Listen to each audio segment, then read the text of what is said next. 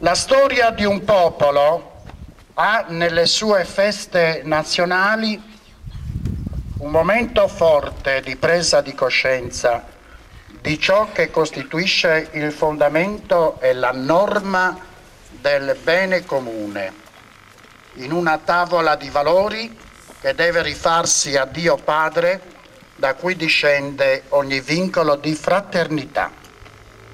Per dare voce a questa consapevolezza e superare il disagio che emerge dal divario fra il progetto e la realtà, siamo invitati a guardare Cristo, che sulla croce ha stabilito il patto universale di riconciliazione e di pace.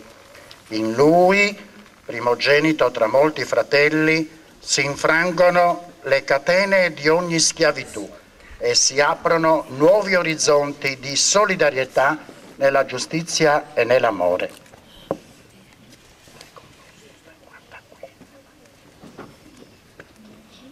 Ed ora, fratelli e sorelle, invochiamo Dio nostro Padre, innalziamo a Lui che è giusto e santo la preghiera unanime per il bene della nostra comunità nazionale e di tutti i suoi membri. Intercedono per noi Maria, Vergine e Madre, insieme con tutti i santi della nostra terra. Preghiamo insieme dicendo: proteggi il tuo popolo, Signore. Proteggi il tuo popolo, Signore. Per la nostra Italia, perché fedele alla sua tradizione cristiana, con l'aiuto di San Francesco d'Assisi e di Santa Caterina da Siena, nostri patroni, custodisca i valori che fondano la sua millenaria civiltà e concorra efficacemente all'edificazione di una vera casa comune nella nuova Europa. Preghiamo: proteggi il tuo popolo, Signore. Per la nostra terra, perché nello sviluppo scientifico e tecnologico non vada perduto il bene di una stabile armonia fra i cittadini della stessa patria, fra gli uomini e l'ambiente naturale, fra le creature e Dio Creatore Padre, preghiamo: proteggi il tuo popolo. Per il Presidente della Repubblica Giorgio Napolitano, perché illuminato dalla sapienza che viene dall'alto e sorretto dalla concordia di tutto il corpo sociale, possa adempiere il suo compito di custode dei diritti e delle libertà comuni e di rappresentante dell'unità nazionale, preghiamo: proteggi il tuo popolo, Signore. Per coloro che hanno pubbliche responsabilità, legislatori, governanti, amministratori, tutori della libertà e della incolumità dei cittadini, soprattutto quelli che operano in questo territorio, perché sempre attenti ai bisogni dei più deboli e indifesi, promuovano con onestà e con saggezza ciò che giova alla crescita di tutto il popolo, preghiamo.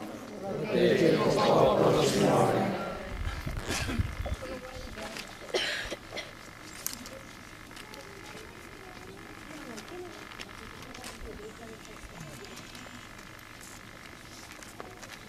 Per coloro che nei vari settori della vita culturale e sociale rappresentano l'Italia nel mondo, perché testimoniando le virtù della nostra gente siano promotori efficaci di pacifica intesa nelle complesse realtà della terra di adozione, preghiamo.